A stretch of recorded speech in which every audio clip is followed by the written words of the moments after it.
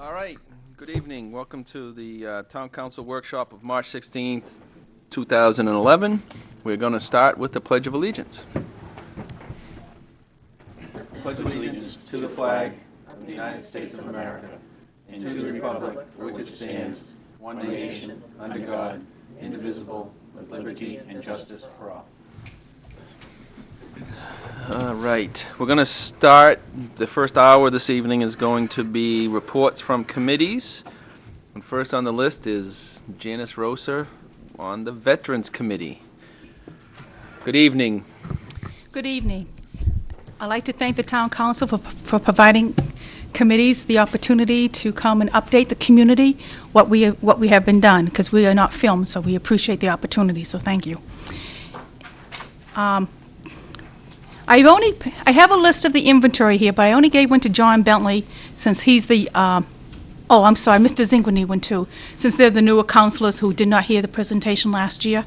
It's an updated list of our monuments. There's like 9 on here. It tells you where they are and the conditions they're in.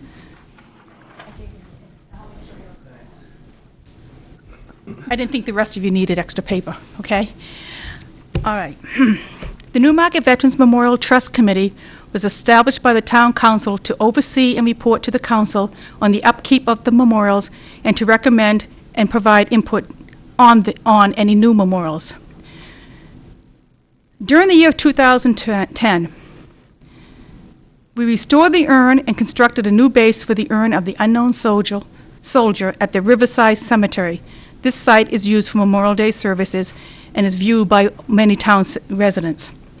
We completed the left side of the Memorial Pavilion, which is also known as the bandstand, with granite curbing and fencing, and this is to make that area more aesthetically pleasing, and the second purpose of it was to keep the little rascals, like cats and mainly dogs, off from the little spots on the side of the bandstands, and it ties the bandstand together by having those two with the curbing and the fencing, because someday in the future, no one knows if they're going to need that for an additional monument or some aspect of a monument. At this time, no one knows. We completed the left side. Oh, I did that one. We erected a flagpole at the White Memorial Site. The reconstruction of the area at the White Memorial Site, and we held a service in his remembrance. This soldier gave his life during the Vietnam conflict. This site is at the entranceway of Newmarket, and it reflects that we honor our country and its soldiers. The original marker was raised, and a granite backing with his name was engraved and is now visible to the community. In the fall of 2010, we began live interviews of tapings of our Vietnam veterans, and we started with the New Hampshire class of 1964. The tapings we view also as a type of living memorial, because those tapes are not only placed at the library at the Newmarket, but they're placed at the Library of Commerce, at the Folklore Center, that keeps the stories of our soldiers on hand. And those tapes are placed at the Newmarket Public Library for the citizens of Newmarket to go and look at, or for the school to go take out and look at. We also hold our annual Veterans Day ceremony down at the Legion. This year, we work with several Newmarket little community organizations, and this year we had a Christmas tree that the Public Works Department put up on the pavilion, and we decorated with Hero Stars, which is a program linked Together, and the Blue Star Mothers, which is the Blue Star Mothers is a national program. Linked Together is a Newmarket community youth-based program, and they cut out stars, and we put pictures of individual soldiers with their names and the conflict that they were on the tree, and we laminated those so each year we can add more soldiers' names. There were 60 soldiers' names put up there this year. And it was fun working with the little kids, because the kids in Linked Together, they were actually asking about the wars and the different conflicts, and some of the young individuals had relatives in there. And when one saw her relative, she knew right away who it was, and he died in World War II, and she put everything together. And then the kids started asking other questions, because some of them had family. They may have come in here from another town, but they had relatives in the military, so that was interesting. I also, with the librarian at the school, provided names of our veterans, so they sent letters to the veterans around the holiday times. Let's see, so we did the stars, there was 3 color stars: yellow for the Gold Star mothers, meaning the soldiers that were killed in battle; blue for currently serving or veterans who had served in the war that were injured; and black stars for those who were POW or missing or still missing in action. So with it's like an outreach program with our local groups that we help them learn and help them with doing their community service. We also help them with the cleaning and the planting of Pocket Park. I went down and helped them one day. On Heritage Festival Day, we set up at the pavilion with a POW display and collected photos again from our residents. We collect photos from our residents with soldiers who have family members currently serving in the military or who had served in the military. And at the same time, since we're there with our 2 scanning machines, we scan photos for the Historical Society, and people have come down with old photos of Newmarket as well. So we do kind of, even though we're there for the veterans, we also reach out and help the Historical Society at the same time, because they have helped us in other ways. We share our information with our local schools, and we hope to work more with them. This year, the Memorial Pavilion was once again used in a manner that reflected the use of the original site. Old Home Weekend held music events down there. LACA has music that's continued throughout the summer. And this year we had, there was a town crier contest who asked if they could use the bandstand. And there was another event. What was it? Oh, Peg Shaffey called up and sang Christmas carols in front of the bandstand. And at that time, the kids were supposed to decorate the trees, but it was a snowstorm, so they couldn't be coming. So we are using that event for the intent, which was for the veterans of the community and the community at the same time for concerts for the community. And we would love to hold the Veterans Day ceremony there, but because it's in November, it's kind of cold and chilly and dark, so we go to the Legion. But someday we hope to have some services held at that site as well. We still continue with the pro panels, which are the veterans photos that we display at events throughout the community. We lend those pro panels out to the Legion when they need them at their events. And if the school is ever needs them, we are willing to share that resource with them as well. We continue the long and tedious work on the Veterans Database, which is a very long process. We recently started a Facebook page. It's under the Newmarket Veterans Trust Committee, where we keep the community updated of our plans, and we started to put the photos on. It takes a long time. I think I have 50 photos of our veterans right now. We have over 1,000 to put up. And so that Facebook we use because it's just a tool to reach out to another population of our community. Facebook has I've received many responses from Facebook, people who are happy that we have done that, and it's a way for me to reach out to the younger veterans in town, because one name will lead to another name. Another kid would say, oh, Janice, so-and-so's in the veterans, is currently serving Iraq or being on a certain ship. So it's good, because otherwise it's hard to get to the younger kids. We don't know who they are because we just don't have those resources. So by using this, it's a tool which it really has helped us. Now, part 2 of the project of this information night, I think you asked is what we plan to do in the future. In last year's budget, we still have funds that are currently there that we have set aside to use, which will be completed before the end of the fiscal year, so we won't lose those funds, for the GAR Memorial. We've put the 2 granite steps the previous year, and we had put the railings on. But it's kind of ugly how the cement just comes down and just there. So stage 2 is we're going in and going to somehow construct a facing from the step up so it'll look a little nicer. And again, that money is already set aside, and we will use that funding before the fiscal year. We've been in contact with a young individual. This year, too, there is a monument on our inventory that we would like to restore. It's the cannon at the Riverside Cemetery. We are in communication with Environmental Restorations. They restore antique cannons, and they have done some in Newington. And once we get those figures formalized, we will work with the Cemetery Trust Committee on the project and move forward. There's also a memorial at the Old Town Cemetery, which is at the police station for those at home who may not know where that is. And there's a nice granite slab with the names of the soldiers up in that cemetery that the Legion of the SAL, I believe, put up there many, many years ago.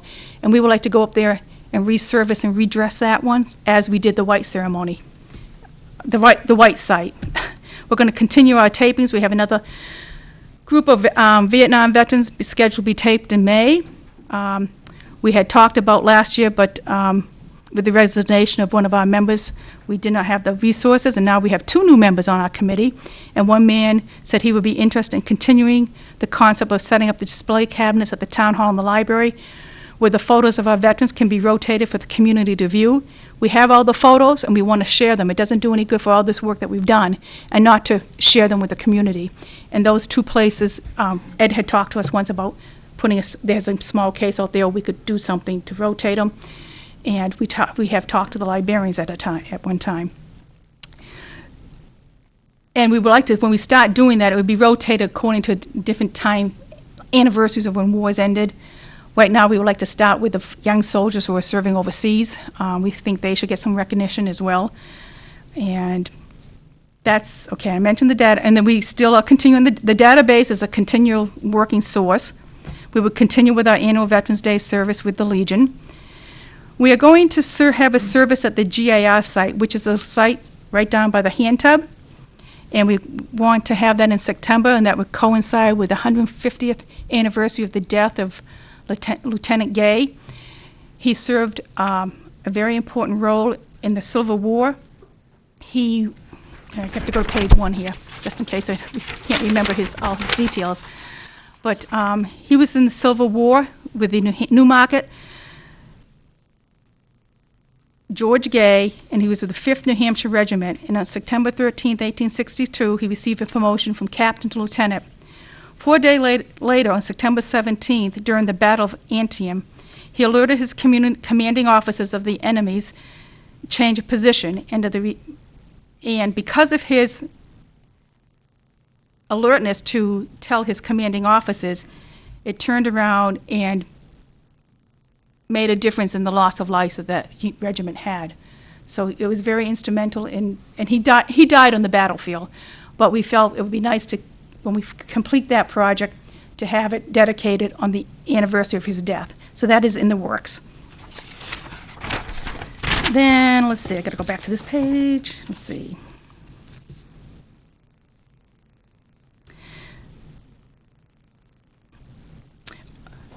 Oh, what we're doing now, too, is with the links from the town website, Doug Poulin has been very nice to put us on the town's website with some of our information. We lack a lot of computer skills on our committee. And so we have one of our members going to sit down with Doug and ask him how to go about putting like a reference sheet up there. So if you say go to this link to see the Facebook pages of the veterans, or go to this link to see the photos that we have of the restorations of the projects that we have, go to this page, let's see the criteria for the name for the new monuments, to have your name inserted.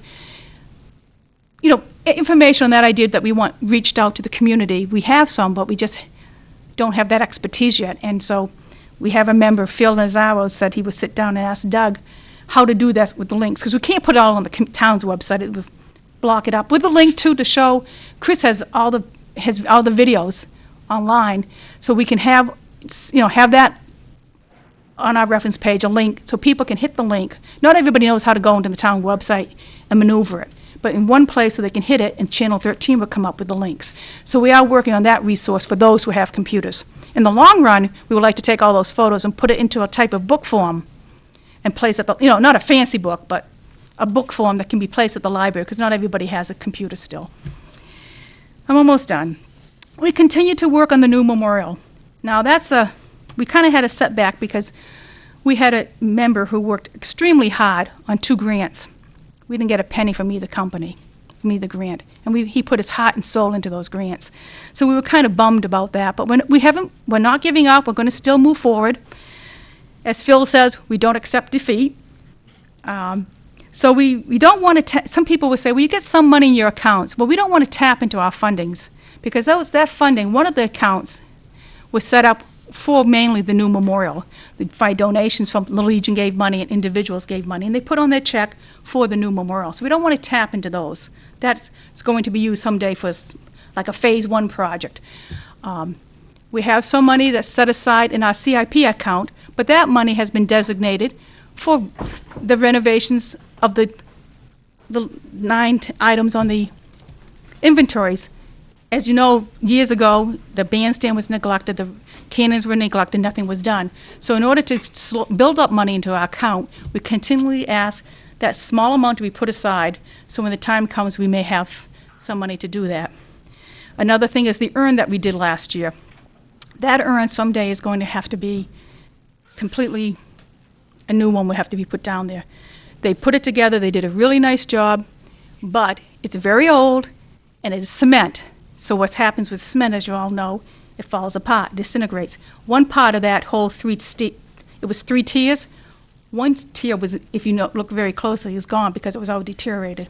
We still have the original urn down there, but someday that is an avenue that we're going to have to address. You know, what do you want to place an urn like that? There was talk about making a casting of it, but the cost of the casting would have been a couple grand, and that would have been throwing money away. But at this time, it's still there, and it probably will last us another 15 years or so, but it will have to be addressed one day. And again, you're going to have repainting of the bandstand one day to be done, and maybe some touch-up on the ironing railings.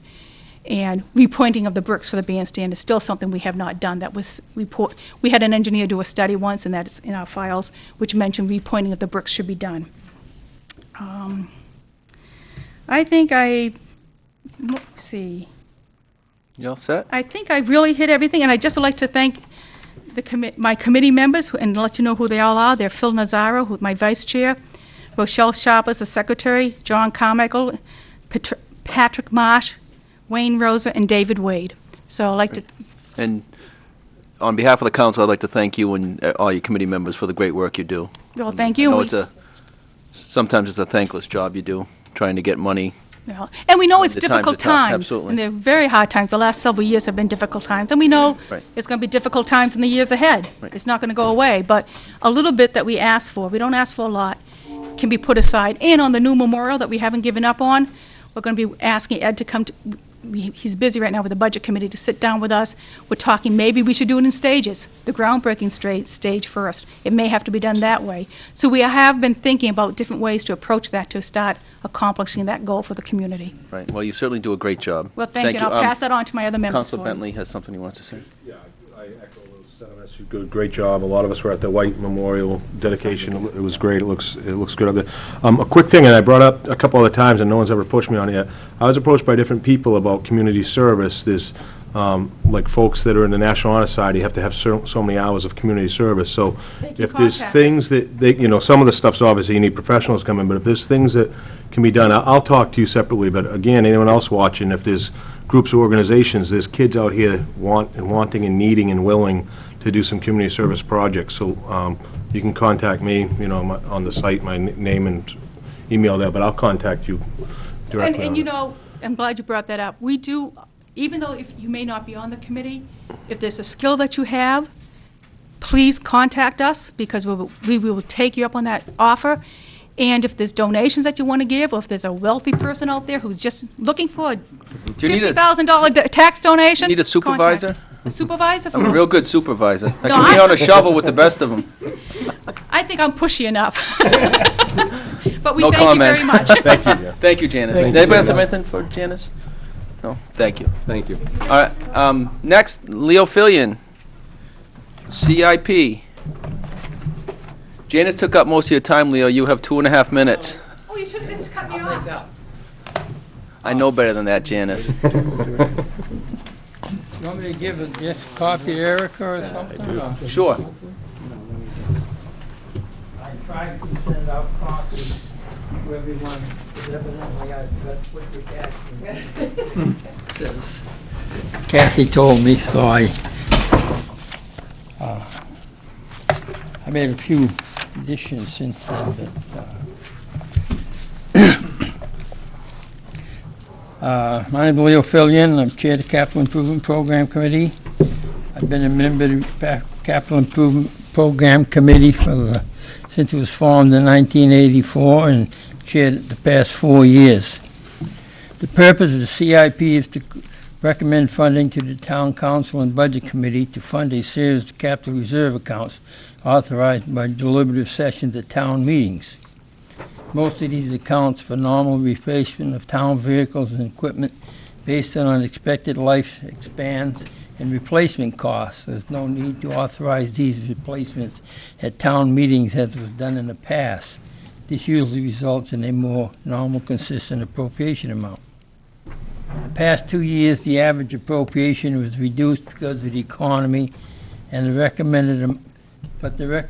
recommended amount was increased this year from about $370,000 to $490,000, not including water and sewer, to get us back in line with our normal and also because of updated replacement costs. The CIP committee did not get any department information from the water and sewer department until November 28th, so we did not have enough time to evaluate the administrator's recommendations. The administrator's water department recommendations is based on the annual bond cost to pay back the bonding of the top 4 recommendations in the AECom report. We were told if the town council did not wish to recommend all 4 priority recommendations, then the recommended amount by the town council to the budget committee would be reduced accordingly. In my opinion, repayment of bonding should be done in the department's line item budgets for repayment and replacement of interest of bonds and should not be funded until a bond has been applied for. It sometimes takes years before the project is started. I would like to recommend a few to the CIP committee be notified prior to public hearings on capital reserve withdrawals so the CIP committee would have a chance to have input if the proposed withdrawal meets the intent of the fund. I would recommend in future years the CIP committee begin their deliberations in June and get involved early in water and sewer. During my CIP presentation to the town council and budget committee last month, I recommended the 4-year monthly average sewage flow graph for Bay Road Pump Station produced by Public Works be given to all the budget committee and town council members. And that was, I guess, I don't know if you've seen this, but this showed that this chart showed that most all March, April Bay Road flows went from low summer averages of 50,000 gallons per day to as much as 250,000 gallons per day, and usually in March. In March 10, it was 270. 2010 had the highest average flows in the past 4 years. Doesn't look, as I made this statement at the last meeting, seems like nothing has been done in the past 4 years since the initial Underwood report on Bay Road that has effectively reduced inflow to the pump station. Underwood made recommendations 4 years ago on eliminating sump pumps in this district, and no policy has been adopted by either town council or administration to identify or eliminate this problem. A single half-horsepower sump pump can discharge 60,000 gallons of water into the sewer system in a single day. So a few sump pumps can put a lot of water into the system when they're tied into. Lack of sump pump policy also is, I feel, still persists in the New Village area. I think we spent a lot of money there, and I don't think we've had too many tie-ins yet. In reading Underwood's December 15, 2010, 20-year sewer build-out report, they use as average flows to determine the size of the new proposed sewage treatment plant. The Underwood December 2010 report states that the present average daily flow from town water to the sewer system is 290,000 gallons. Leo? Yeah. Leo, can I stop you for a minute? Is that CIP stuff? Yeah, basically I think it is. I think we were asking to try to put a capital improvement program for water and sewer. Yep. And I guess that's what I'm finding is that you got me all fouled up. I only got one more paragraph and I'll leave you. I'll be way under my 10 minutes. That's a deal. We've given a year reprieve from designing a new treatment plant. We should use this time to reduce groundwater infiltration as possible. Another problem that I feel is we spent $600,000 to replace water meters through the town recently and have a problem replacing the last 100 meters. The water department has always had the right in our water department regulations to go into homes to read meters when we used to read them every quarter. Leo, that's not CIP. Well, I Well, understand that okay, we've I'll had this forget. conversation, That's it. and All right, thank and I you. agree with you. All right. But let's take that up under Okay. a different item. All right, I'd like to thank the rest of the CIP committee this year for their help. Peter Roy, Vice Chair, Planning Board, Judith Carr, Town Council, Don Parnell, Finance, Diane Hardy, Town Planner, Rick McMiniman, Planning Board Alternate, and Dana Glenn, Budget Committee Recommend. Thank you. Yes, Leo, Yep. for the record, we would like to thank you and your committee for all the, I know, again, that's a thankless job, and I know you oftentimes struggle to get information and trying to piece it together, and it's a lot of money that you're charged with trying to put a program together for the future of the town, and I think, again, on behalf of the council, I'd like to thank you all for all the hard work you do. Thank you. Anybody have any questions? No? Good. Actually, I did. Actually, I had a question.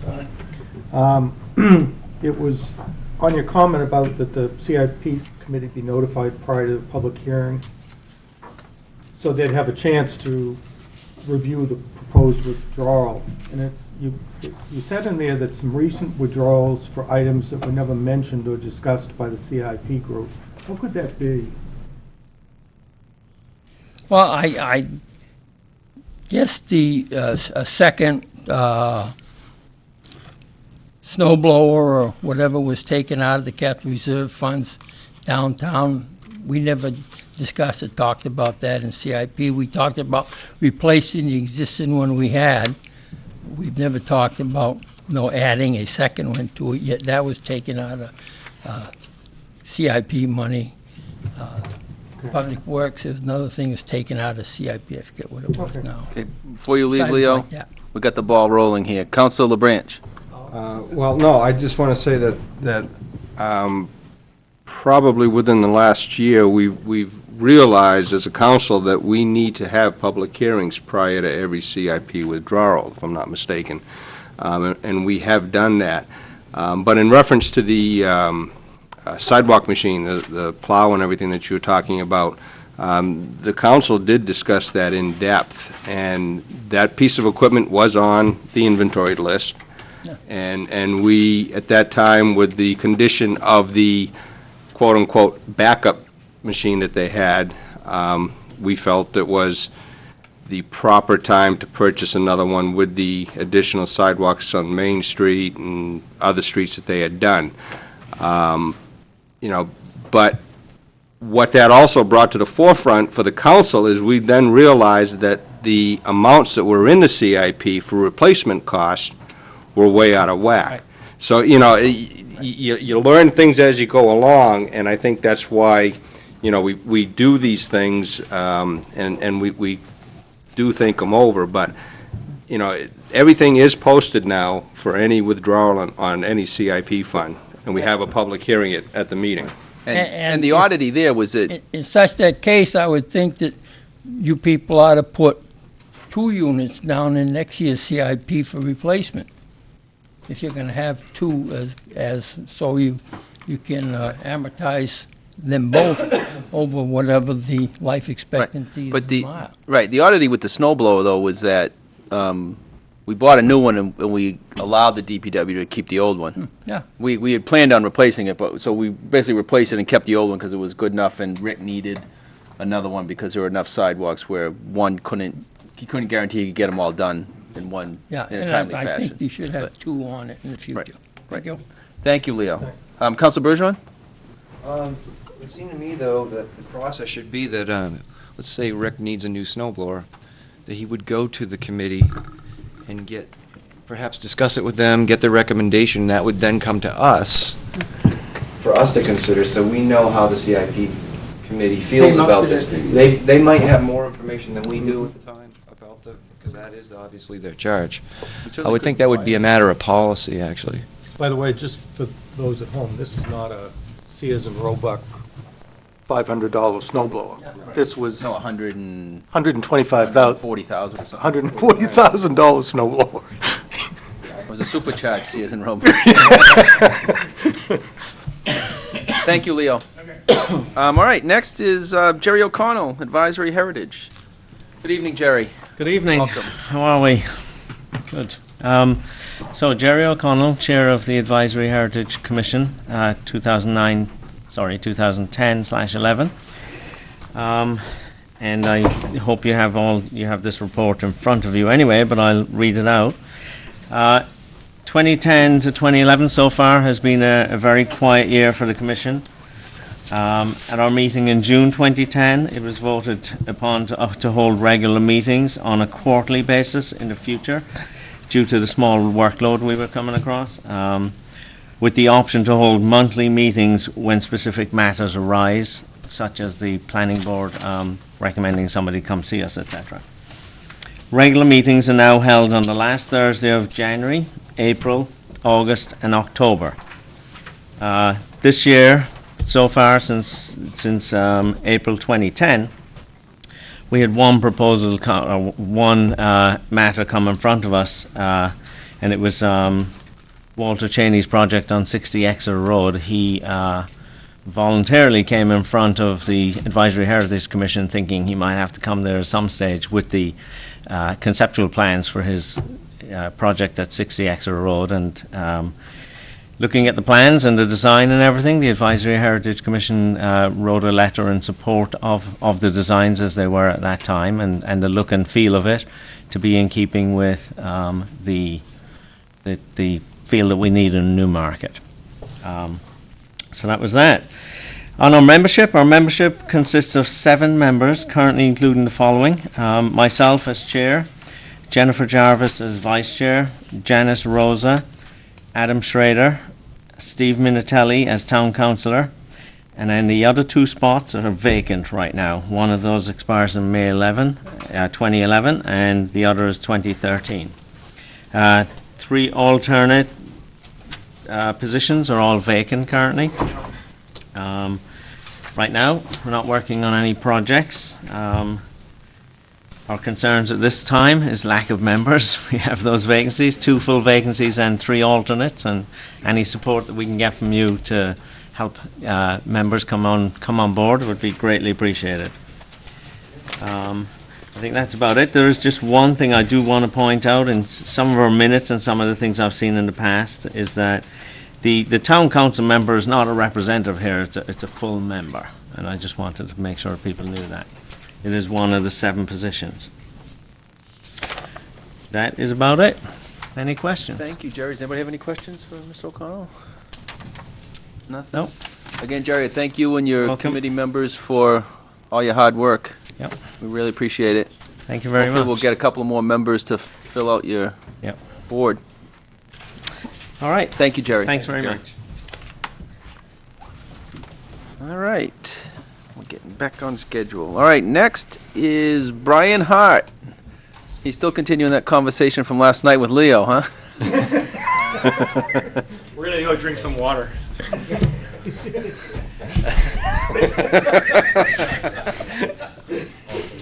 With maybe some ice in it and some other things. So, this notice came short for me, so I don't have anything written. I'm not really sure the significant details that you're looking for, but, you know, the budget committee's been working pretty diligently on the school budget. That process is done, and voters had their say. And obviously, we're still in the midst of the town's budget. We're continuing the meeting tomorrow night, as you know. And I mean, I think the one thing, there's 2 things that maybe should be discussed or brought up, which is the process that's been used this year, and is kind of similar with last year and the year before, is more collaborative, with the budget committee trying to participate earlier in discussions of the town and school with the staff to reduce the staff's requirements of outside the normal work hour meetings, but also so that the school board or the town council is not surprised by the budget committee saying, what are you talking about in terms of an expenditure or a cut? So I think that the feedback I've gotten is that I haven't gotten negative feedback from the budget committee about that process. I'm sure the staff appreciate that they don't have extra night meetings or weekend meetings, which was the previous process. I think the 2 other things, there's 2 things. One would be, This has not been discussed by the committee, so it's solely my opinion.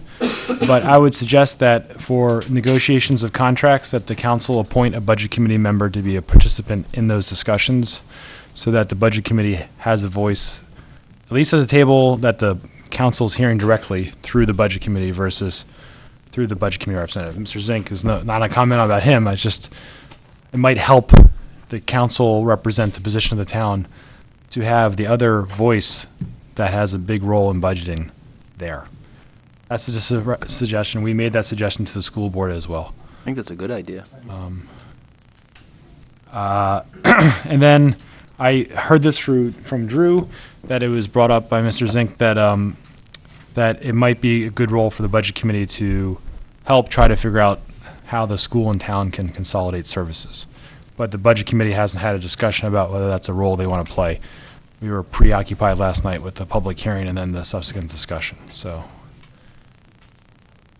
I don't know if there's any questions or thoughts about what we're doing or what you think we should be doing? Councilor LaBranch. Brian, first of all, congratulations on the addition to your family. Thank you.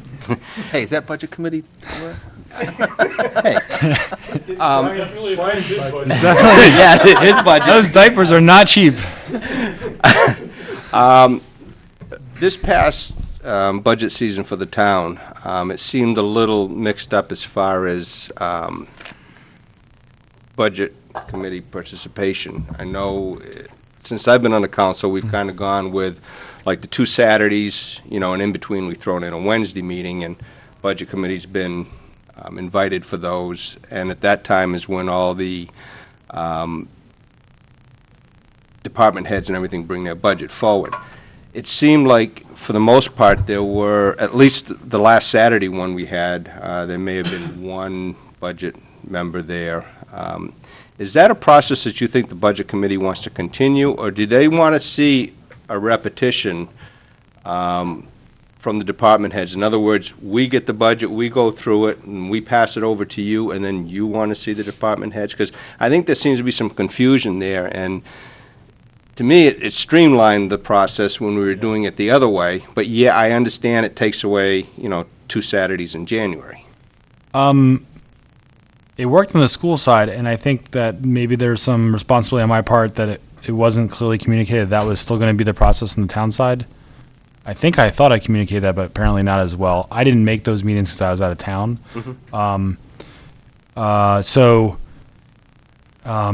could ask the committee maybe tomorrow night if we're not there as long as we were last night, and see what folks think.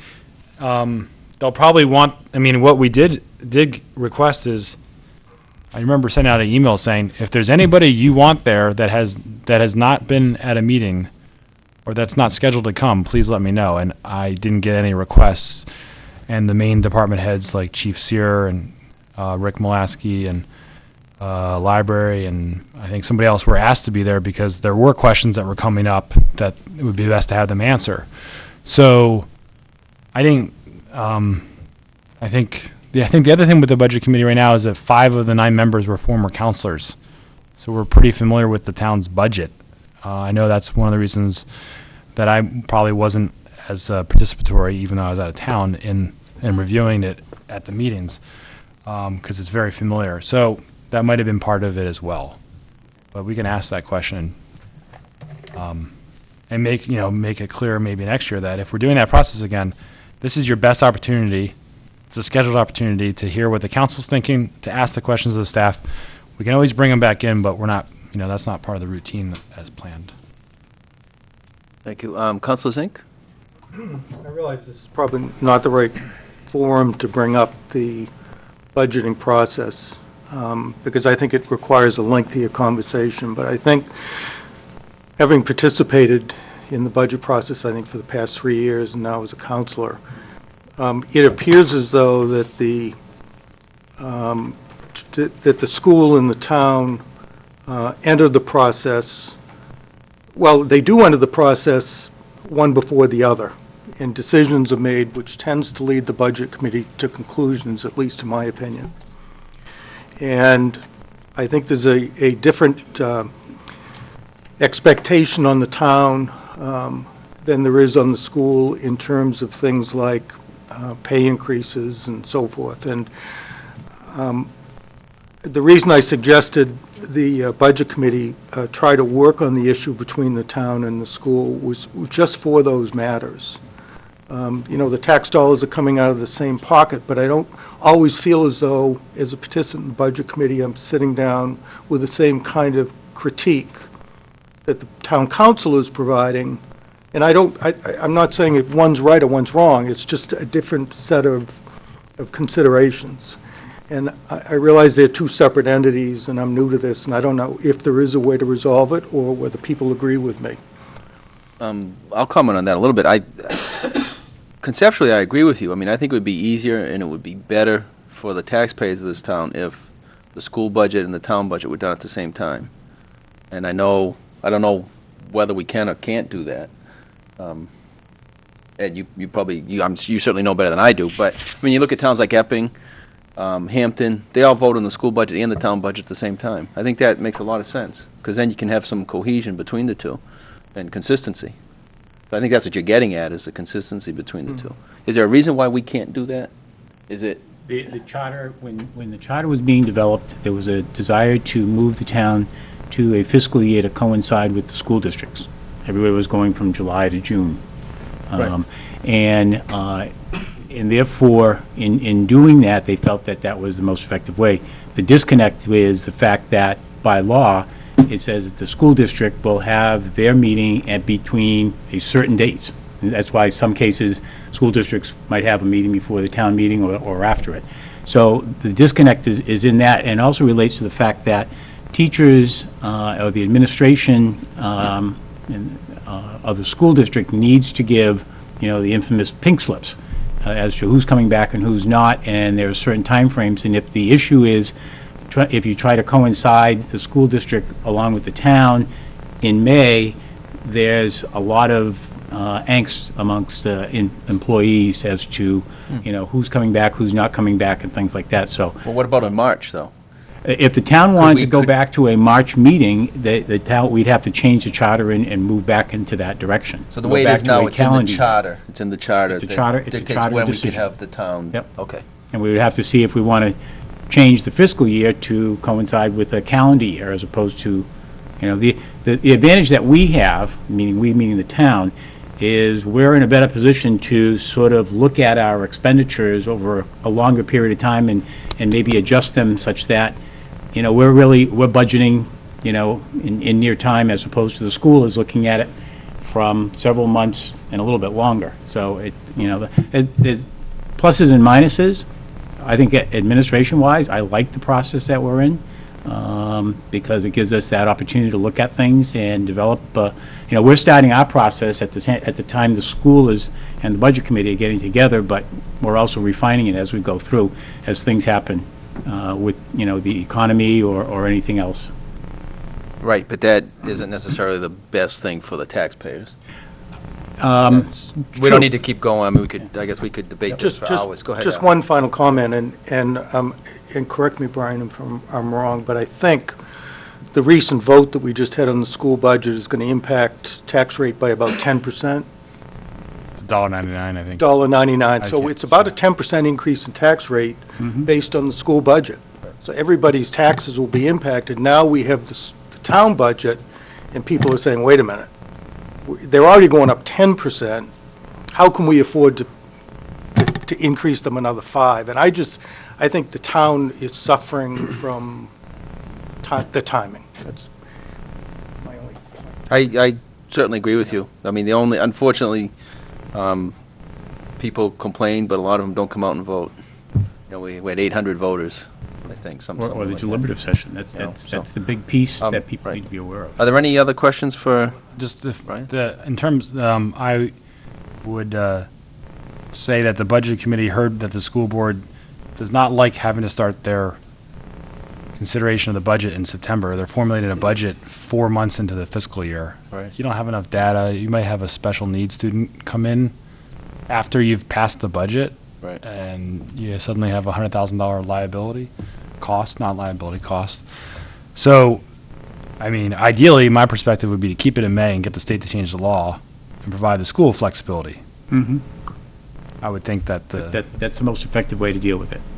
but, you know, if Legislative that action. doesn't happen, the town can put forward a charter amendment, Right, and the voters can vote on it. right, I absolutely. personally, when I ran, it's much better to run in April and May than March and February, in terms of meeting people and getting outside sure. and walking around neighborhoods, so. But I understand the perspective about coinciding them.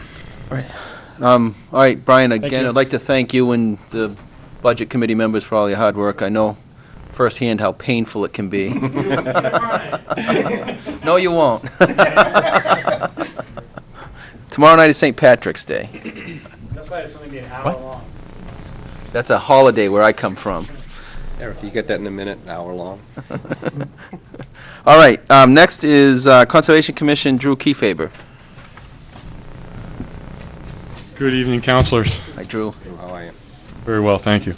Did everyone get I forwarded something to Kathy. Did she send it out? Did everyone get that? You might have Yes, Yes. Very good. our packages. I'm just going to try and catch a couple of the highlights on Okay. that in the interest of keeping You'll get no things complaints from us. on schedule. The Conservation Commission is very fortunate in that we have a full complement of members. We do have one alternate position that is currently, there are 3 alternate positions on the Conservation Commission, and right now we just have one alternate position open. And we have a diverse group of folks, and I think that bodes well for us. You know, it brings advantages. The various projects that we work on, obviously we review wetlands permits and dredge and fill sorts of stuff. We do that on an as-needed basis. So, you know, we had 2 at our last meeting, and I think it had been 6 months or more since we had had one. So it's a variable load, so to speak. We're responsible for the annual monitoring of the conservation properties in town that the town has an interest in. I believe there's 5 of those that we need to generate an annual report for and submit it to various other partner organizations that provided funding to help those properties be conserved.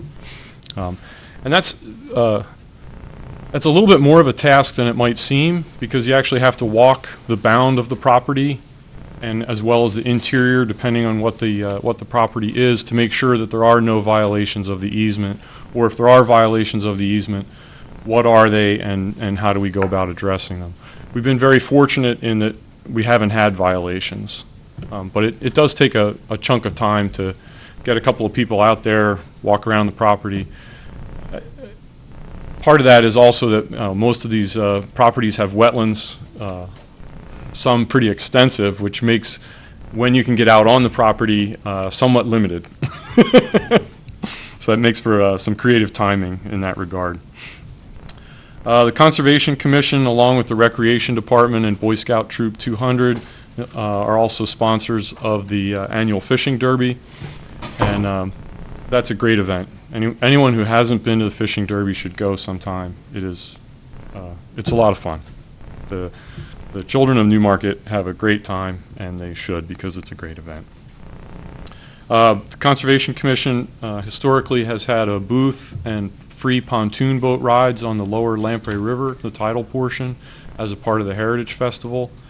That's been very popular, and we hope to continue to do that. Provides an opportunity for community outreach for the Conservation Commission. Also related to outreach, the Conservation Commission for a number of years has sponsored a scholarship for a Newmarket resident who's going to college in the following year, and where their major is environmental science related. So that's also a way for us to sort of reach out to community members and be involved. Another project that we're working on is we're trying to work on mapping the trails that are on the conservation properties in town.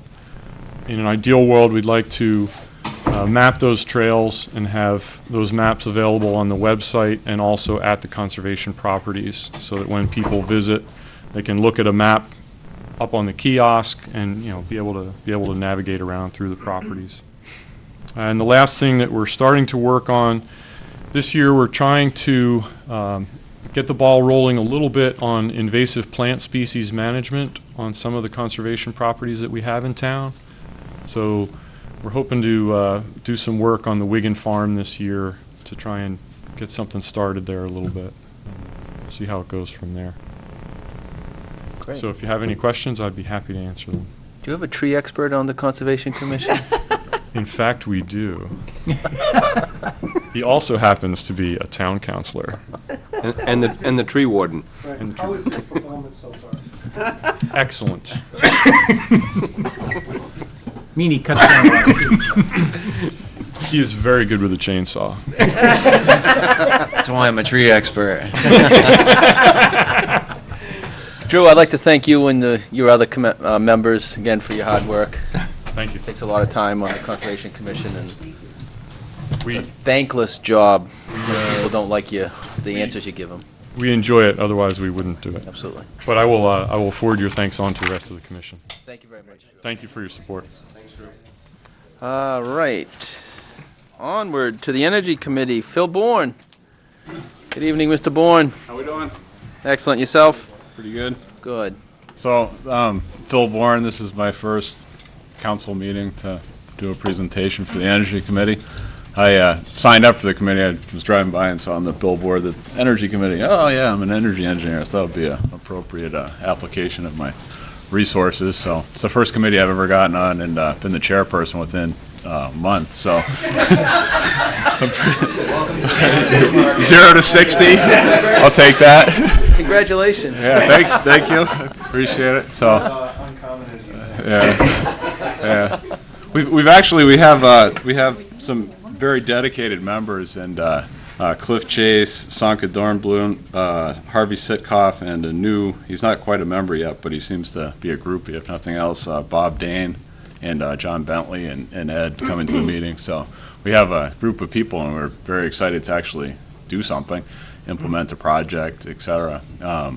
We did, I guess, our highlights for what we've been covering. We went to the polls last November. We handed out a little flyer for a questionnaire for after the poll for people to check off what they're interested in, and got the highlights. We actually got 70 responses, which is pretty good. I think we figured it like 10% of the vote or something, so we thought we were doing pretty well with that.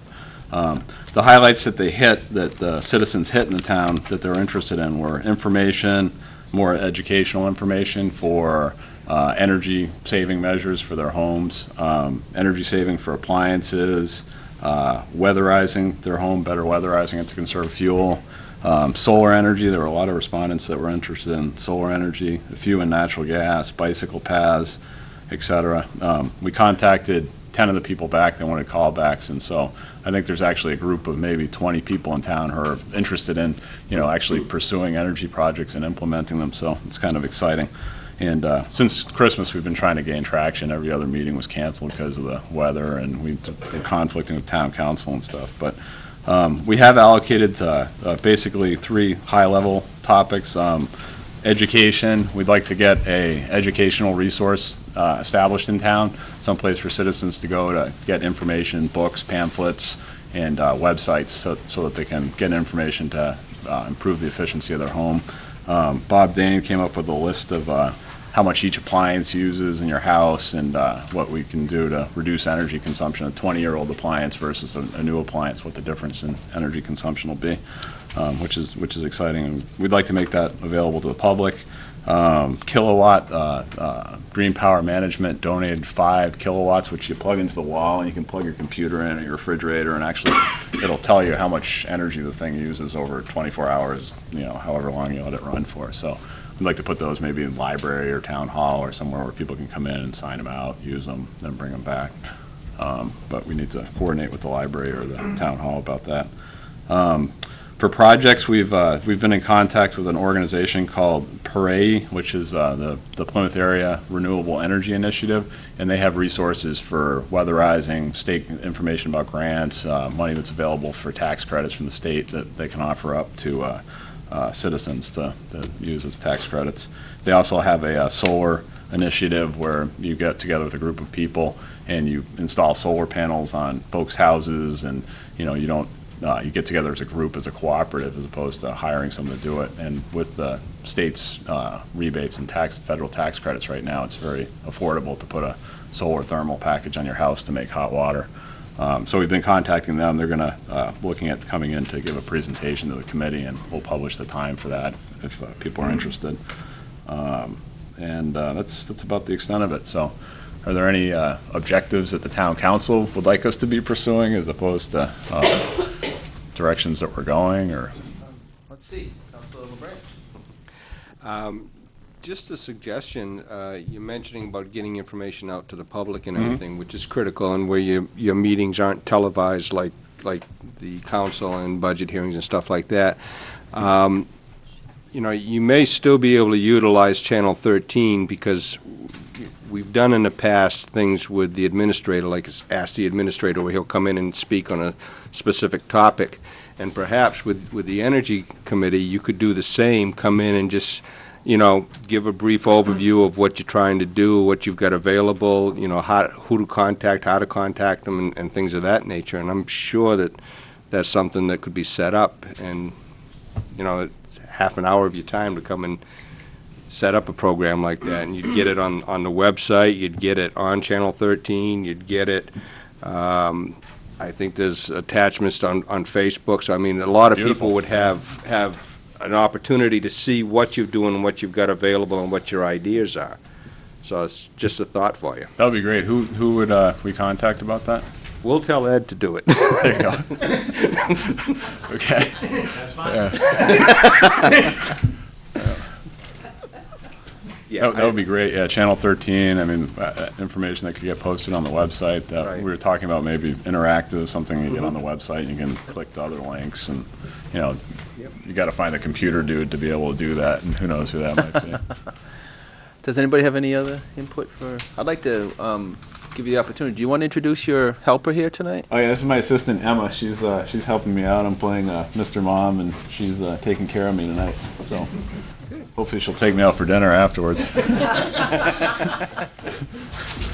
Great. If there's no questions, thank you very much. And thank you very you, much. any committee members, for volunteering and your hard work. Yes. Thank you. Thank you.